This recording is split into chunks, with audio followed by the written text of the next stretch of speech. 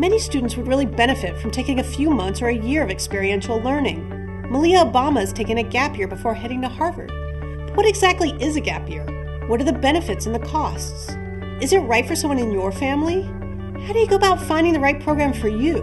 To find out all about gap years, I spoke with the executive director of the American Gap Association, program providers, gap year consultants, university directors, authors, scholarship providers, and gap year students at the American Gap Association conference.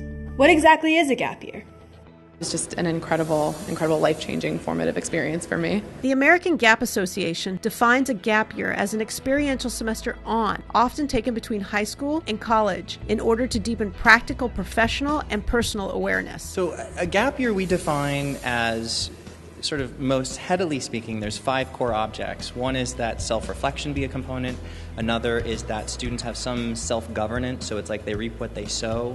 Another is that there's some component of mentorship. And then challenging your comfort zone. I always find that students learn the most when they're on the edge of what's comfortable. And then also seeing things from another perspective. Having that cross-cultural literacy is really important. Why take a gap year? The gap years are super important because they are times where kids can decelerate, they can pause, they can reflect on their purpose, and they can end up coming to college and often having a much more meaningful experience. I came in that point in my high school experience where I was not excited about education anymore. I was burnt out. I think we all go through that in our senior year. We're just stressed and we don't want to do anything with education, and that really got me disappointed because I've always been a person that is really interested and eager to learn more. So I decided that it was time for me to do another type of education, and that's when I decided I wanted to do more hands-on education, and that's when I found my program. Burnout is often the reason that students are citing as wanting to take a gap year, but I think there's almost always an undercurrent among all students of curiosity and self-discovery, a desire to see the world and understand who they are and what they're capable of. According to the AGA survey, 92% of students took a gap year to gain experience and personal growth. 85% wanted to travel and see the world, and 81% needed a break. What's so fascinating is this, students may come at the concept of a gap year for a myriad of reasons, and in the end they all end up sharing and reporting this same kind of end result, which is a sense of confidence, a sense of resiliency, ability to navigate the unknown, take calculated risks, a sense of ownership, being more directive in college, choosing the classes they want to be in, being proactive about issues like with a roommate. You can't always necessarily choose who you gap with, and so students are learning skills that will immediately translate into a college environment. Again, accountability, resiliency, and I think 80% of students will attest to the fact that they have a clear sense of what they actually want to study in college after a gap year. Gap year is insurance for college. So you wouldn't go into any other investment in your life, a $100,000 investment, without doing a lot of research and really mitigating all of your risks. And we look at the gap year as a way to mitigate some of these risks that you might be taking by investing in your college education. So the gap year is sort of a way to, as a colleague of mine says, Holly Bull, it's a way to say, nibble around the edges of a career before it's like trying before you buy. When is the best time to take a gap year?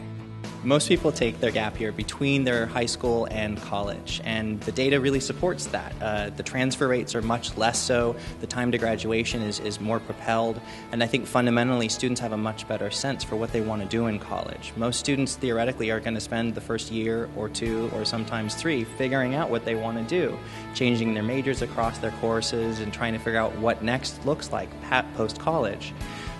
Students who are coming in before or taking gap year before they actually go on to college tend to fare better, and I think the fear is that sometimes students won't perform academically at the same level. There's going to be a little academic atrophy, you could say, but the data doesn't support that. How is a gap year different from study abroad? Study abroad fundamentally happens later in an academic process, and so theoretically you're on a study abroad less exploratory and more focused on a particular major. You're studying a specific thing. Gap years tend to be more of a sample, sort of. A lot of times students use them as an opportunity to not only explore careers, but themselves, different perspectives on the world and how to be in the world. Theoretically, by the time a student hits the study abroad level, they hopefully have those things figured out. Do you have to go for a whole year? It's a minimum of 2 months. We sort of think that that's the least amount of time that you can really get out of the experience what we're hoping for, something that's transformational, something that drives some purpose home for the rest of your life. I mean, one of the things I constantly hear from millennials is that they want their work to mean something. They want their life to mean something. What are the benefits of a gap year? I think my gap year kind of helped me deal with uncertainty a little better and kind of go with the flow and kind of crisis manage and say, okay, something is going not according to plan. I'm going to keep myself centered, keep my mind clear, and come up with solutions on how to go about this. So I think that that's what my experiences ultimately taught me is what I'm able to do when I am faced with issues. We live and work in a much more global workforce, a much more just broad society where it's not so much about just what you know, but how you know, and how you apply what you know. And that's where taking gap year really begins to build global perspectives and other non-cognitive skill sets that really help students succeed. My whole life, you're a student, you're a kid, you're told don't speak to strangers, you're told, be quiet, be obedient, do your thing, do your schoolwork.